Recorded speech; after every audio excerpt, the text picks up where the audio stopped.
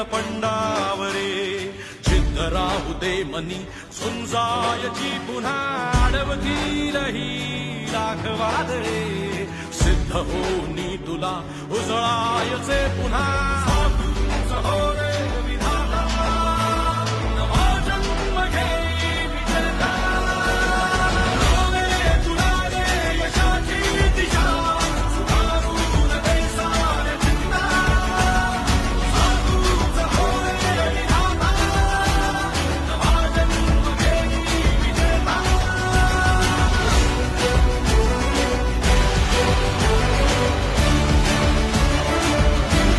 आजचा दिवस खऱ्या अर्थानं भाग्याचा, तुमच्या आमच्या सर्वांच्या स्वाभिमानाचा, महाराष्ट्राच्या अभिमानाचा आणि तो दिवस म्हणजे छत्रपती शिवाजी राजांनी जे स्वराज्य निर्माण केलं त्यांच्यानंतर स्वराज्याची संकल्पना महाराष्ट्रामध्ये घेऊन जाणाऱ्या छत्रपती संभाजीराजांचा.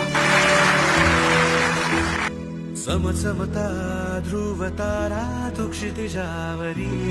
राजे, महाराष्ट्रानं 8 दिवसापूर्वी पाहिलं की स्वराज्याचे मावळे कसे असतात आणि मुंबईमध्ये जाऊन भल्या भल्या पक्षांना जे जमत नाही ते तुमच्या मावळ्यांनी करून दाखवलेलं आहे. छत्रपती शिवरायांना स्मरून एकच सांगतो, या महाराष्ट्रात आलटून पालटून आमचं तुमचं सरकार करून मिळून मिसळून खायची जी सवय झालेली आहे ती बंद करण्यासाठी या महाराष्ट्राला आता दुसरा पर्याय नाहीये. मी तुम्हाला 100% सांगतो या महाराष्ट्रामध्ये एकमेव पर्याय असणारे भविष्यात छत्रपती संभाजीराजांचं स्वराज्य असेल. बोला छत्रपती शिवाजी महाराज के स्वराज्य पक्षाचा. राजकोट किल्ल्यावरती आम्हाला जी मनाला ठेच लागलेली आहे, आमचं अस्तित्व असणारं, आमचं उगमस्थान असणारं छत्रपती शिवाजी महाराजांचा पुतळा या राजकोटवरती तुम्ही घाई गडबडीमध्ये बांधता. हेच संभाजी महाराज त्यांना पत्र लिहितात आणि सांगतात तुम्ही चुकीच्या पद्धतीने हा पुतळा बसवलेला आहे, त्याच्यावर कुठलीही कारवाई होत नाही आणि शिवाजी महाराजांचा पुतळा पडतो. ही शर्मेची बाब आहे. महाराष्ट्रातला स्वाभिमानी महाराष्ट्रीयन माणूस हा यांना यांची लायकी दाखवणार, यांची जागा दाखवणार आणि यांना खाली खेचणार.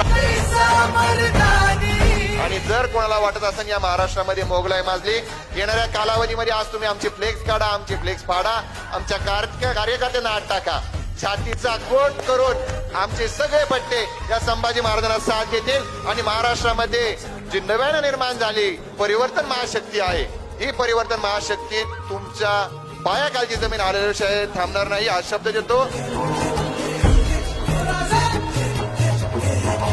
इतकं खांडड्या शेवटच्या पट्टीत राजकारण चालू आहे. काही संस्कार राहिले नाहीत, काही नीतिमत्ता राहिली नाही. आपण म्हणू शकतो का हे शिवाजी महाराजांचं, शाहू फुले आंबेडकरांचं हे महाराष्ट्र? आपण म्हणू शकतो का महासंतांचं हे महाराष्ट्र?